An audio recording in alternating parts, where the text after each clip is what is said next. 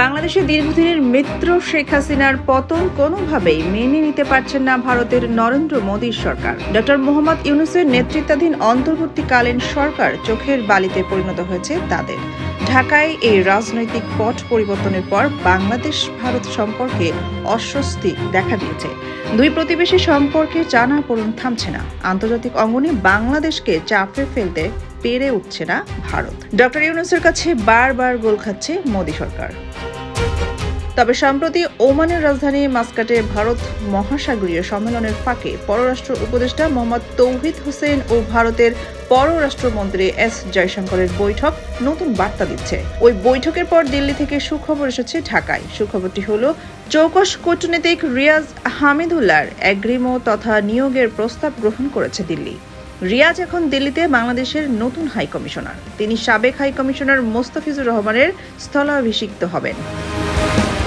বাংলাদেশের বৈদেশিক নীতির জন্য গুরুত্বপূর্ণ মিশনের একটি দিল্লি। গত বছরের নভেম্বরে পেশাদার কূটনীতিক রিয়াজ হামিদুল্লাহর জন্য ভারত সরকারের কাছে এগ্রিমো পাঠায় বাংলাদেশ সরকার। তখন রিয়াজ পররাষ্ট্র মন্ত্রণালয়ের আঞ্চলিক সংস্থা ও বহুপাক্ষিক অর্থনৈতিক বিষয়াবলী দেখভালের দায়িত্বে ছিলেন অতিরিক্ত পররাষ্ট্র সচিব। পরে পূর্ণাঙ্গ পররাষ্ট্র সচিব হয়েছে রিয়াজ।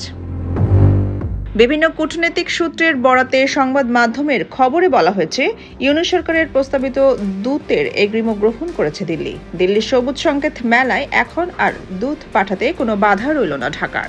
তবে সামনের দিনগুলোতে অন্তর্বর্তী সরকারের সঙ্গে দিল্লির সম্পর্ক কোথায় গিয়ে ঠেকবে সেটি নতুন দূতের পারফরমেন্সের উপর অনেকাংশে নির্ভর করবে। প্রত্যাশার কথা হচ্ছে, বহুপাক্ষিক অর্থনীতি ও কানেক্টিভিটিতে ভালো দখল থাকা রিয়াজ আগে থেকে ভারতকে চেনে জানেন।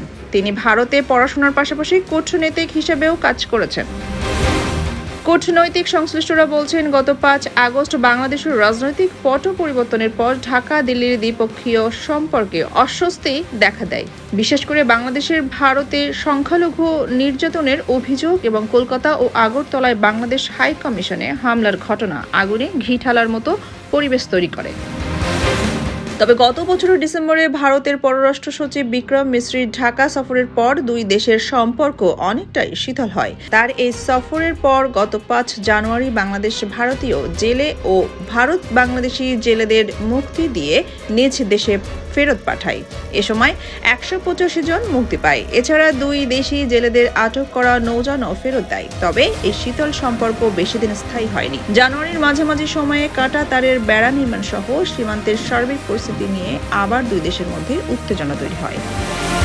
সোনিয়া খান, খবর সংযোগ।